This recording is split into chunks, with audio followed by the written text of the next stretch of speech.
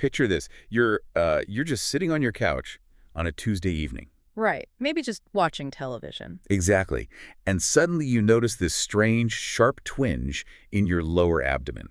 Faint, but it's definitely there. Yeah, and within maybe, I don't know, 3 seconds, your brain just skips right past the logical conclusion. Like, I probably shouldn't have eaten that leftover takeout. Right. You skip that entirely and land squarely on, well, my appendix is rupturing, I have a tumor, I am definitely going to die. I mean, we all do it. The heart rate spikes. The palms get sweaty, and the catastrophic spiral just begins. It really does. But the thing is, the sources we're looking at for this deep dive today, they proved that this specific, totally relatable panicked thought is actually driving a global crisis. A biological crisis, Yeah. right, which is wild to think about. Absolutely wild. I mean, the connection between that private moment of panic on your couch and the collapse of the global healthcare infrastructure is incredibly direct. So to get into this, we are looking at a pretty extensive stack of documents today. We're starting with this incredibly stark UK policy brief. It's titled, Something Massive Just Happened Across the United Kingdom, and it's getting terrible. Catchy title, and a bit terrifying. Yeah, very. And we're pairing that brief with clinical neuroscience papers on a phenomenon called symptom amplification. Those are by researchers like Dr. Arthur Barsky, right? Exactly. And finally, we have these detailed business plans for a really revolutionary AI-powered healthcare model. Right. Developed by Dr. Kadiali Srivatsa.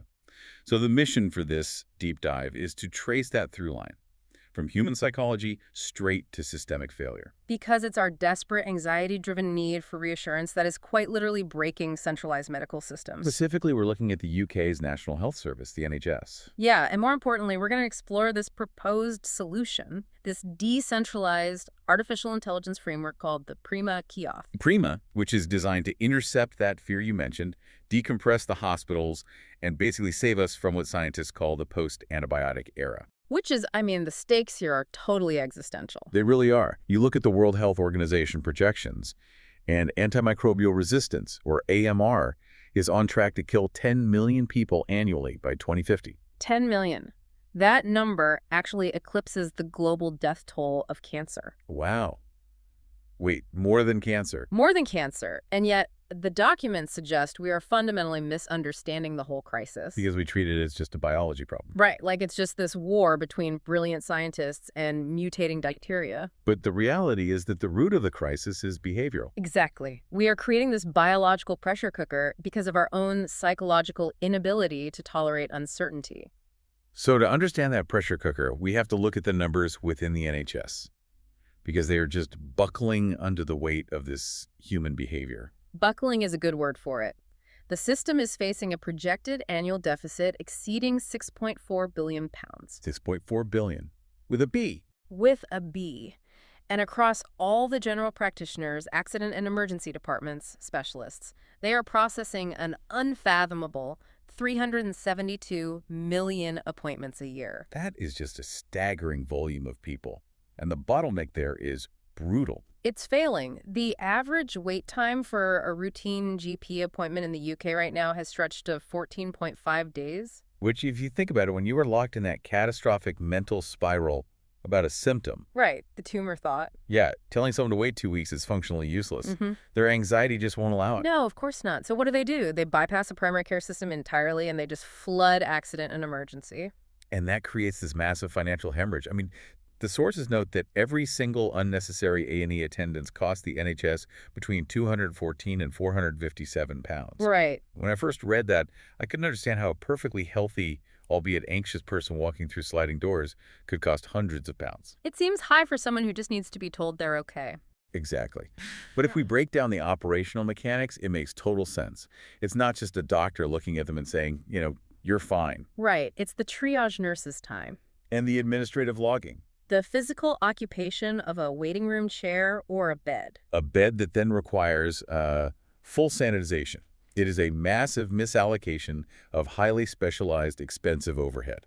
All being used to essentially dispense a pat on the back. Right. But while the financial cost is staggering, the biological cost is actually catastrophic. This is where we need to clearly define what antimicrobial resistance actually is, because that helps explain why this patient behavior is so incredibly dangerous. Right, so AMR is basically Darwinian evolution, but happening at microscopic speed. Yes.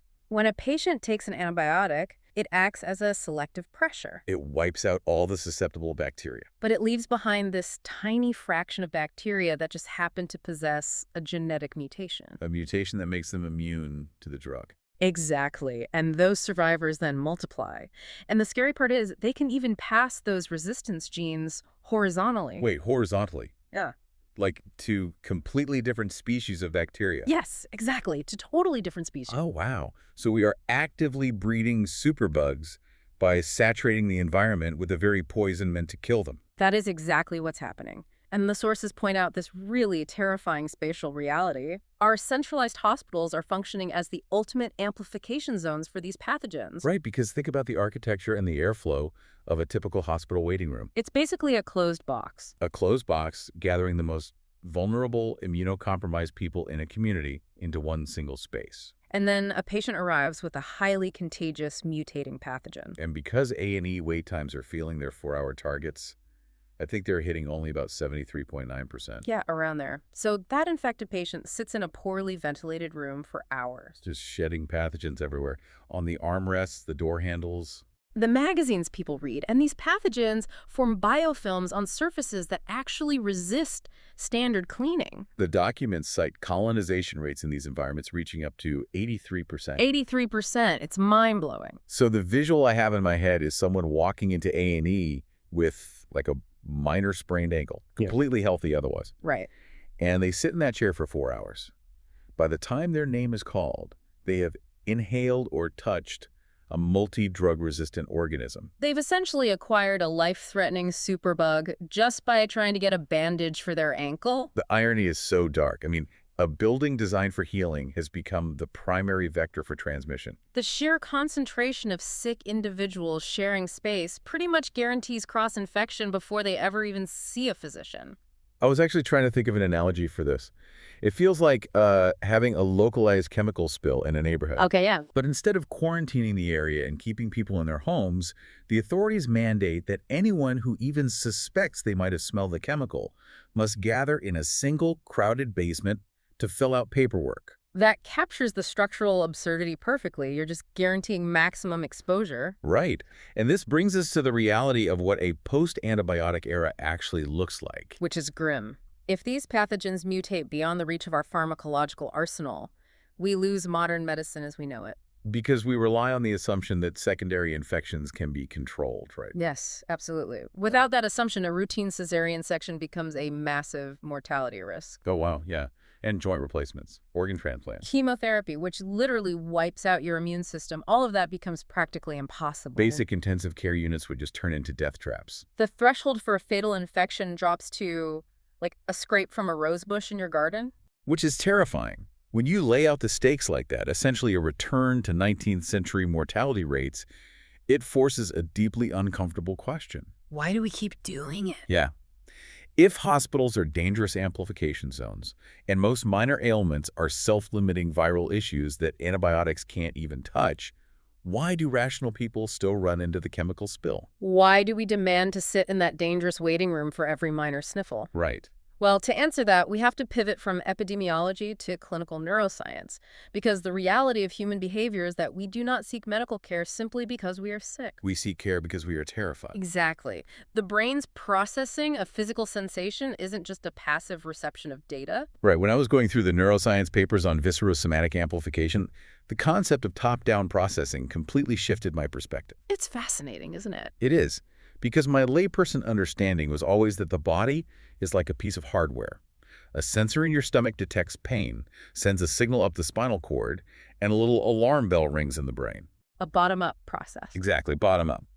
But the research indicates the brain is more like a predictive text algorithm. The predictive text analogy is neurologically spot on. The scientific term for this is interoception. It's the brain's perception of the body's internal state. Right. Areas of the brain, like the insula and the anterior cingulate cortex, they don't merely register a physical signal, they actively construct the conscious experience of the symptom. By cross-referencing the incoming data with what? Your expectation. Expectations, your emotional state, and your memories. They use all of that to build the sensation. So the brain is essentially comparing what it feels with what it fears it might feel. Yes, they converge. The cognitive and affective dimensions impart salience. Which means they assign an emotional weight to a physical sensation. Exactly. If you are already operating in a state of high anxiety, your brain literally turns up the volume on the neural pathways transmitting pain or discomfort. It creates this heightened state of monitoring. And that heightened monitoring is what creates the phenomenon of viscerosomatic amplification. By focusing so intently on a completely benign sensation, we make it more noxious. We literally make it hurt more. The psychological analyses and the sources break this down into specific behavioral traps, and the most prominent one they talk about is the disaster movie mind. Catastrophic thinking. It's really an evolutionary mismatch. Our brains evolved to be hypervigilant to physical threats. Because missing a thread on the savannah meant death. Right. But in the modern world, that hypervigilance is turned inward onto totally normal physiological fluctuations. Like you stand up too fast, you experience a mild drop in blood pressure, which is just normal orthostatic dizziness. A calm brain notes it and just moves on. But the disaster movie mind immediately scripts a tragedy. It misattributes that benign dizziness to, say, a brain tumor. And in a fraction of a second, you visualize collapsing, losing your job, your family suffering. That scenario feels entirely real to the brain. And the physiological consequence of that is profound. Because the brain believes the disaster is real, the amygdala triggers the autonomic nervous system. You enter the fight-or-flight response. Exactly. Your adrenal glands release cortisol and adrenaline.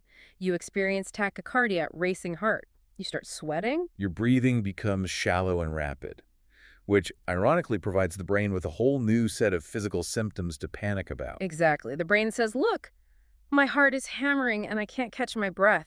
The tumor is progressing. I am actively dying. It is a self-validating biochemical loop. It really is. And that loop drives the second major psychological trap mentioned in the documents, the reassurance trap. Right, because now the patient is thrust into this intolerable state of uncertainty regarding their own survival. And the only way to lower that autonomic arousal to quiet the physical panic is to seek absolute certainty that they are not dying. But the pursuit of certainty in biology is kind of a mirage, isn't it? Completely. The reassurance trap is compulsive. It's identical to texting a friend, not getting an immediate reply, and spiraling into, are they angry with me? Oh, I've been there. And then you finally ask them and they say, no, just busy. And you get that massive dopamine hit of relief. But that relief lasts maybe 10 minutes before the doubt creeps right back in. Yeah. Like, are they just saying that to be polite? Exactly. The relief is temporary because the underlying intolerance of uncertainty hasn't been addressed at all. This is exactly what happens with health anxiety.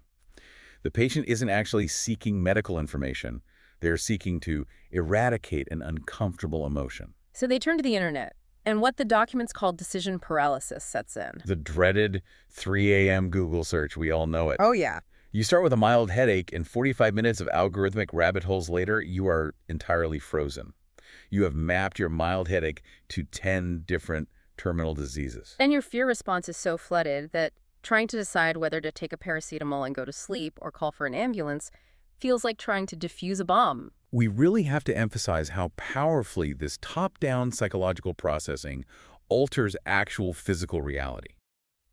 The clinical papers reference the nocebo effect to illustrate this, which is fascinating. The nocebo effect is essentially the dark twin of the placebo effect. Right. In rigorously controlled clinical trials, 20 to 25% of patients who are given a completely inert sugar pill will report severe, debilitating side effects. Like nausea, migraines, chronic fatigue. Yes. Just because the trial consent form warned them, they might experience those side effects. Precisely. The expectation alone caused the brain to construct the physiological reality of the side effect. That is wild. We also see this mirrored in psychiatric conditions like anhedonia, which is often seen in major depressive disorder. Anhedonia is the total flatlining of the brain's dopamine-driven reward circuitry. The sources describe anhedonia as making your favorite, most delicious meal taste like wet cardboard. Joy is physically absent from the sensory experience. Exactly. So if the mind is powerful enough to strip the taste from food or manufacture a migraine from a sugar pill, it is absolutely powerful enough to amplify a minor viral throat tickle into a sensation of life-threatening asphyxiation. without a doubt. Which brings us to the operational collision. We have millions of people, the worried well, whose brains are trapped in these catastrophic loops. amplifying benign symptoms and desperately seeking the narcotic of reassurance. Right. So what happens when this massive wave of human panic crashes against a centralized healthcare system that is already fundamentally starved of time and resources? It breaks the gatekeepers. I mean, in the UK, the theoretical first line of defense against hospital overcrowding is NHS 111, the National Telephony Triage Service. Right. The idea is if you are panicked, you call 111 to get advice instead of rushing straight to A&E. But the data shows this system is fundamentally failing to stem the tide. Because the failure is structural.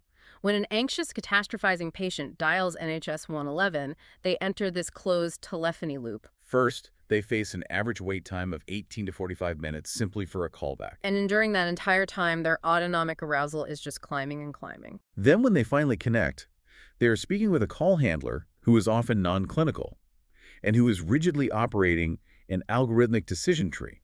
It's basically a flowchart, a massive, inflexible software script.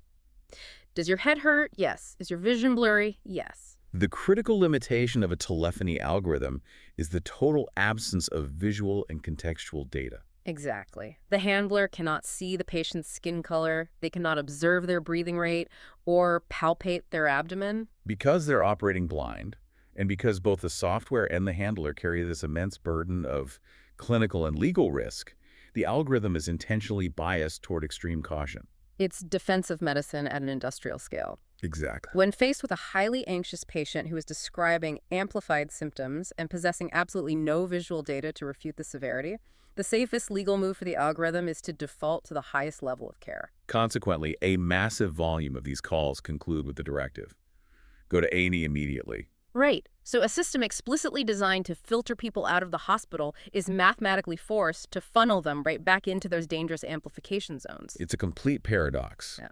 But what if the patient bypasses 111 and just waits the 14 days to see their primary care GP? The statistics here are arguably even more grim. Very true. A GP in the UK currently averages roughly 6 minutes per patient consultation. 6 minutes. 6 minutes to welcome the patient, extract a medical history, conduct a physical examination, formulate a differential diagnosis, establish a treatment plan, and legally document the encounter. It is an impossible temporal constraint. And the patient walking into that 6-minute window has spent the last 2 weeks trapped in a disaster movie. They have amplified their symptoms, they are exhausted, and they are demanding an immediate, tangible resolution to their fear. The patient is essentially using their panic as currency. Which is a total inversion of historical medical sociology, right? The sources discuss this concept of the Machiavellian doctor. Yes. Historically, the physician held absolute, unquestioned authority. They utilized a degree of paternalistic fear to ensure patient compliance, like, take this medicine or you will end up in the hospital. But the modern paradigm has flipped. Now it is the patient leveraging the fear. They weaponize the sheer intensity of their amplified symptoms. And that's often backed by the threat of filing a formal complaint or leaving a damaging review just to demand action from the doctor. And in the context of primary care, that demand almost always takes the form of a request for antibiotics. Let's trace the behavioral economics of the prescription pad in that little 6-minute window. Imagine a GP, deeply fatigued, maybe on hour 10 of a 12-hour shift. Yeah. Sitting across from them is a frantic parent with a crying child who has a mild viral fever. The parent is terrified. They're seeking the ultimate reassurance that they are a good parent doing everything possible to save their child. But clinically, the doctor knows with absolute certainty that antibiotics are completely useless against the virus. It's basic biological fact. Antibiotics destroy bacterial cell walls. Viruses don't even have that cellular structure. But the doctor's looking at the clock. They have 4 minutes remaining. And educating that highly anxious parent on the intricate differences between viral and bacterial pathology. Explaining the global danger of antimicrobial resistance. And coaching them through days of supportive self-care. That would take 20 minutes of intense, empathetic counseling. And the parent is not in a receptive psychological state to just hear, go home and rest. They will feel dismissed. They'll feel their fear was invalidated. They might become hostile, or they might simply take the child straight to A&E the moment they leave the clinic. Costing the system another 400 pounds. Exactly. Therefore, the path of least resistance for the exhausted GP is simply to print the prescription. It requires 3 keystrokes. It provides the parent with immediate, tangible, albeit entirely false reassurance. It diffuses the emotional confrontation. And crucially, it clears the physical room so the doctor can move to the next patient in the queue. The doctor is prescribing an antibiotic to treat the parent's anxiety, not the child's biology. And that single, deeply human capitulation to fear, repeated millions of times across the globe every single day, is the engine driving us toward 10 million AMR deaths by 2050. This system is perfectly trapped. We cannot surgically remove the capacity for anxiety from the human brain. No. And we can't magically conjure 50,000 new, fully trained GPs to allow for 30-minute therapy sessions for every sniffle. So if human doctors are being forced by exhaustion, time constraints, and legal fear into making dangerous prescribing decisions, the only logical intervention is to introduce a gatekeeper that is fundamentally immune to those pressures. We need a triage system that cannot feel fatigue. Yeah. That cannot be emotionally bullied by an angry patient. One that operates directly within the community and accurately separates the genuinely infected from the worried well. Which perfectly leads us to the technological solution outlined in the business plans, the Prima kiosk. Prima, personal, resourceful, empowering medical advice. Developed by Dr. Kadiali Srivatsa. And it's important to note, this isn't just some tech bro from Silicon Valley pitching an app.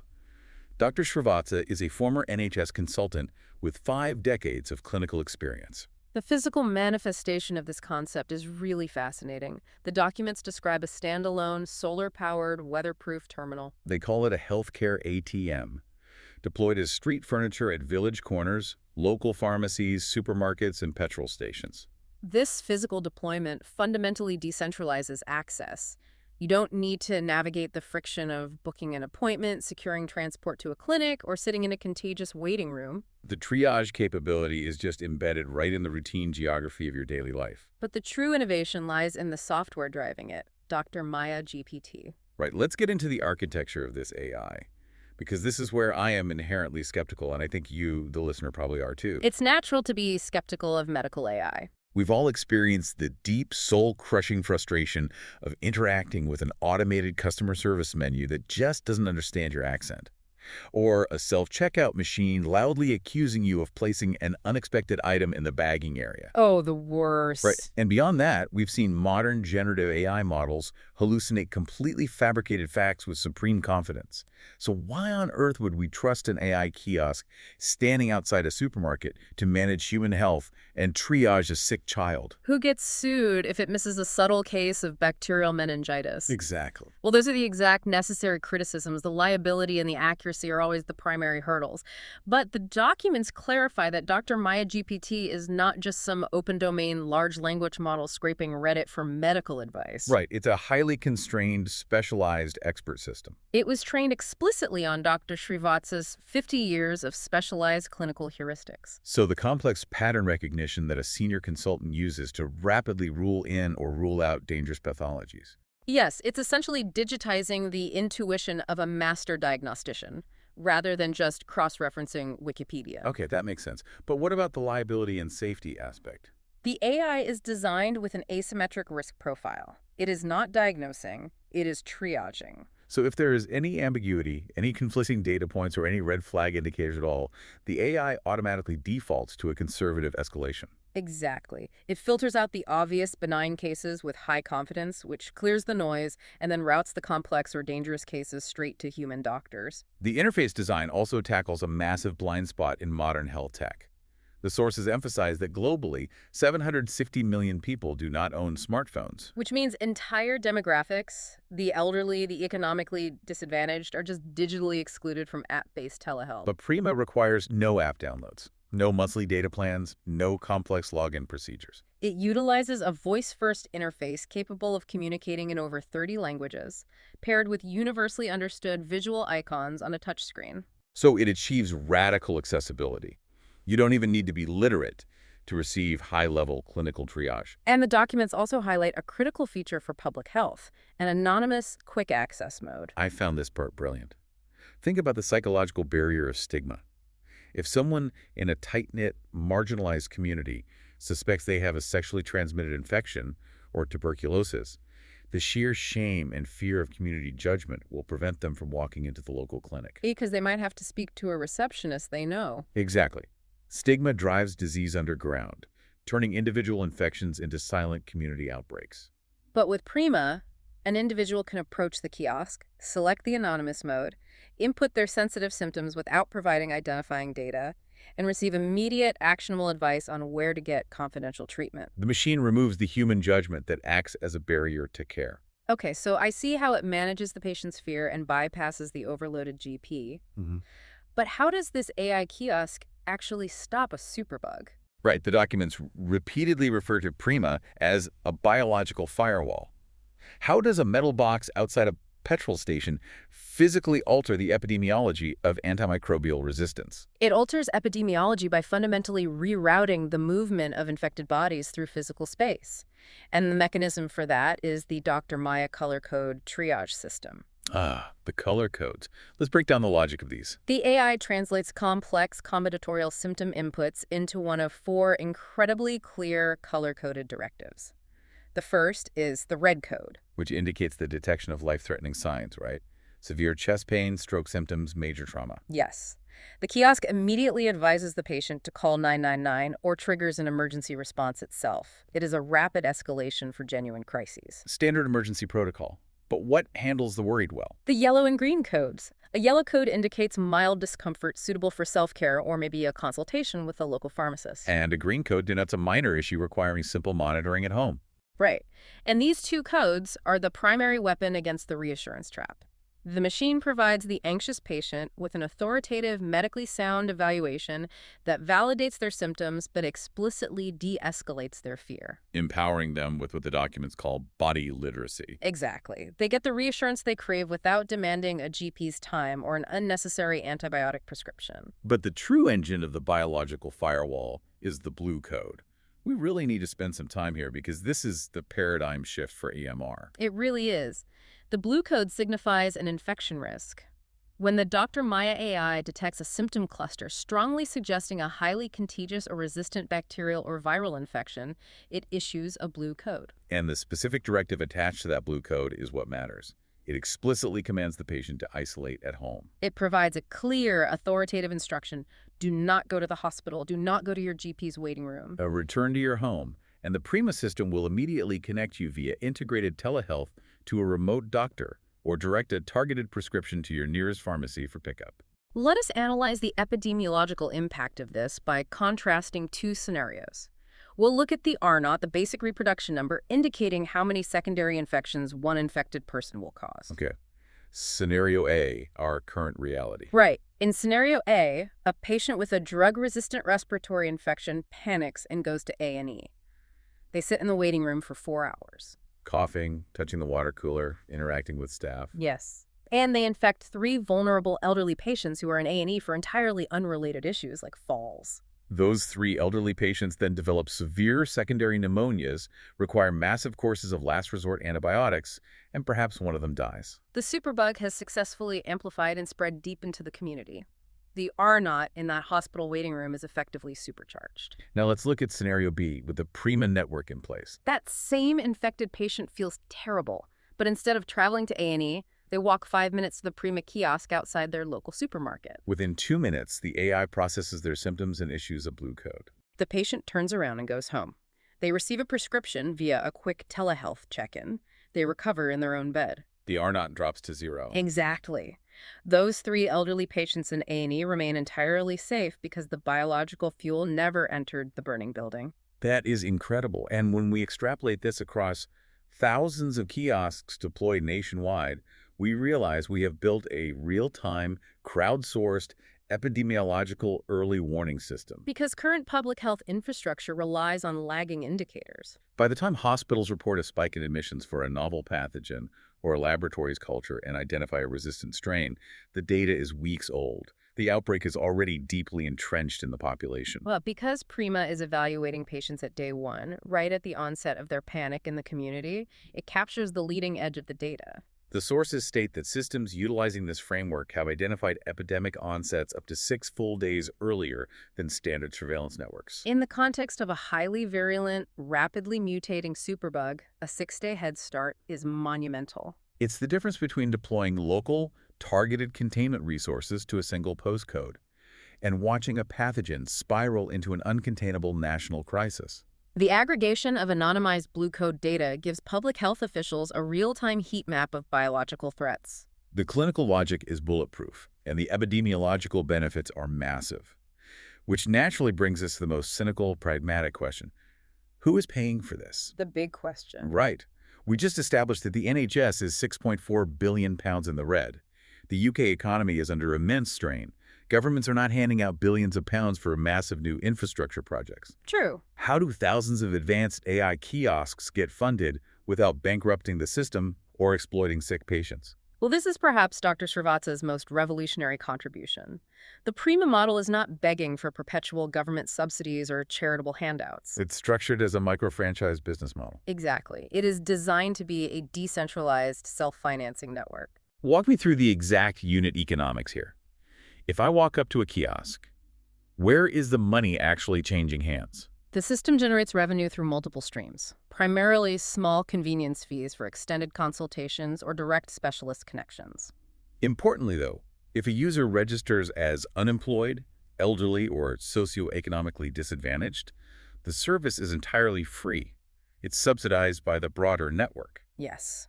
However, those who can afford a small micro fee for the convenience of instant triage pay it. Revenue also comes from document printing health reports or prescriptions printed directly at the kiosk. And highly targeted localized health advertising displayed on the screens when the machine is idle. Exactly. Eventually, hospital networks will pay subscription fees to access the anonymized epidemiological data and benefit from the referral routing that keeps their waiting rooms clear. Okay, so money's coming in, but how is that revenue distributed? Because the instant you mention franchising in healthcare, listeners are going to assume this is a Trojan horse for corporate privatization. Oh, for sure. People will picture a massive hedge fund extracting profits from sick people. Right.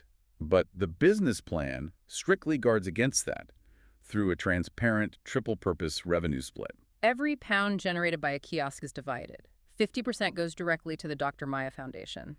This is the humanitarian arm. It funds ongoing global R&D, algorithm updates, and crucially, it cross-subsidizes the completely free deployment of Prima kiosks in low-income nations, refugee camps, and disaster zones. So half the money immediately goes to global health equity. That's huge. Then 25% goes to the government or the NHS. This acts as a licensing fee and a direct contribution to the Treasury. Meaning the kiosks actually generate income for the public health system rather than draining it. Exactly. The final 25% goes to the local kiosk operator, the micro-franchisee. The projections note that a single kiosk serving just 10 paying users a day generates significant annual revenue for the operator, all while saving the NHS hundreds of thousands of pounds in avoided A&E costs. But the identity of these kiosk operators is what elevates this from a tech startup to a profound social intervention. Right. Instead of funneling money into massive, faceless call centers for NHS 111, this model creates micro-businesses operated by kiosk guardians. The demographic targeting for these guardians is brilliant. The UK has over 50,000 retired nurses and doctors. These are individuals possessing vast reservoirs of clinical experience, deep empathy, and community trust. Yet they are largely untethered from the medical system, often living on modest fixed pensions, their expertise completely unutilized. So a retired nurse can acquire a micro-franchise and become the guardian of the kiosk in their neighborhood. They oversee the physical machine, but more importantly, they provide the warm human reassurance that a metal box simply cannot generate. If an elderly person is intimidated by the touchscreen, the guardian helps them navigate it. They contextualize the AI's output. It creates a powerful synergy. The AI provides the flawless, emotionless, high-speed clinical logic, and the retired nurse provides the empathy and the human connection. The guardian earns a dignified supplementary income. They remain socially active and respected within their community, and they serve as localized public health advocates. The documents also discuss Maya advocates for marginalized or rural areas. Right. Local women can be trained to operate these kiosks, becoming community health leaders and generating self-sustaining income in regions where employment opportunities are scarce. The wealth generated by the community's healthcare needs stays within the community rather than being extracted by distant corporate entities. It is basically turning healthcare into a grassroots economic movement. We have a solution that addresses the psychological root of patient demand, functionally decompresses the centralized amplification zones, tracks outbreaks in real time, and creates thousands of local jobs for retired healthcare workers without requiring massive government debt. The technology is proven, the economics are robust. So the inevitable final question is, why isn't there a Prima kiosk on every corner today? What is the missing piece? Yeah. The final piece, as with all systemic transformation, is political will. In Dr. Srivatsa's policy brief, he issues a direct, urgent call to action to the UK Secretary of State for Health and Social Care. And he is not asking for sweeping national mandates or billions in funding. No, he's requesting a highly targeted pilot program. He wants the authorization to deploy 50 to 100 Prima kiosks across 3 diverse NHS regions. One urban, one rural, and one socioeconomically deprived. The objective is to generate irrefutable, real-world validation data over a 6 to 12-month period, proving the reduction in A&E admissions and antibiotic prescriptions. The brief lays out the geopolitical stakes very clearly for the UK government, too. If they adopt and validate this system, the UK immediately positions itself as the global hub of AI-powered decentralized primary care. It becomes a massive technological and humanitarian export. Consider the global application. You can license this validated technology to Commonwealth nations, striving to build primary care infrastructure but lacking the capital to build physical clinics and train thousands of doctors. The World Bank could deploy these kiosks across sub-Saharan Africa, where the doctor-to-patient ratio can be 1 to 50,000. It is a tool for global health equity. But the brief also issues a stark warning about the cost of inaction. If Dr. Srivatsa does not receive the political and logistical support required to launch this pilot, the UK risks falling behind at a staggering pace. The evolutionary trajectory of antimicrobial resistance is not pausing while bureaucrats engage in decision paralysis. The bacteria are mutating today. Every single month of delay translates to hundreds of thousands of unnecessary antibiotic prescriptions. Further entrenchment of superbugs in hospital amplification zones. And a deeper financial deficit for the NHS. The march toward 10 million deaths by 2050 is active. There is a quote in the source documents from Dr. Srivatsa that I really want to highlight because I think it encapsulates the entire philosophy of this movement. What does he say? He wrote, "The greatest mistake in healthcare is treating the sick, and the greatest achievement is keeping people well." That is a profound reorientation of medical ethics. It is. He observes that medicine was originally conceived as a moral profession dedicated to holistic community wellness, long before it devolved into a commercialized activity optimized for processing sick bodies and maximizing quarterly earnings. The Prima system is fundamentally an attempt to reset that moral compass through technology. By prioritizing early community intervention, systemic defense, and human empowerment over reactive, expensive, centralized treatment. We have covered an immense amount of complex territory today. Let's synthesize the journey of this deep dive. Let's do it. We started by examining how the deeply human evolutionary mismatch of our anxiety, that disaster movie mind and viscerosomatic amplification, drives us to flood centralized medical systems. And we analyzed how that overwhelming wave of terrified patients collides with exhausted doctors and flawed algorithms, forcing the overprescription of antibiotics and turning hospitals into amplification zones for deadly superbugs. We then unpacked Dr. Srivatsa's solution, the Prima kiosk and Dr. Maya GPT, a decentralized, AI-powered biological firewall that intercepts human fear directly in the community. It uses rigorous, color-coded triage to isolate infections at home, breaking the chain of transmission, while simultaneously creating thousands of dignified micro-business opportunities for retired nurses through a self-sustaining franchise model. It really demonstrates that artificial intelligence doesn't have to replace the human element of medicine. It can be deployed to protect the human systems from our own behavioral flaws, allowing humans to focus on empathy rather than just processing data. So to you, the listener, the next time you're sitting on the couch and your brain hits the panic button over a strange rash or a persistent cough, realize that your anxiety is a completely normal evolutionary response. But recognize that blindly following that panic into a crowded waiting room has massive macro-level consequences for global biology. Imagine the peace of mind of walking down to your local corner shop, consulting with a friendly retired nurse, and getting a flawless, color-coded clinical answer from an AI in 2 minutes. Rather than waiting weeks in fear or risking exposure to a superbug. That decentralized, empowered reality is the future the Prima model is offering, if the political will exists to embrace it. It's all about making that shift. Which leaves us with a lingering, provocative question to ponder on your own. As artificial intelligence becomes increasingly sophisticated at diagnosing the physical mechanics of our bodies with cold, hard, objective logic, will the future role of human doctors shift entirely? It's a huge question. Perhaps the medicine of tomorrow won't be about humans solving the biological puzzle at all. Perhaps the machines will be tasked with curing our bodies, while the human guardians are left simply and beautifully to cure our fear.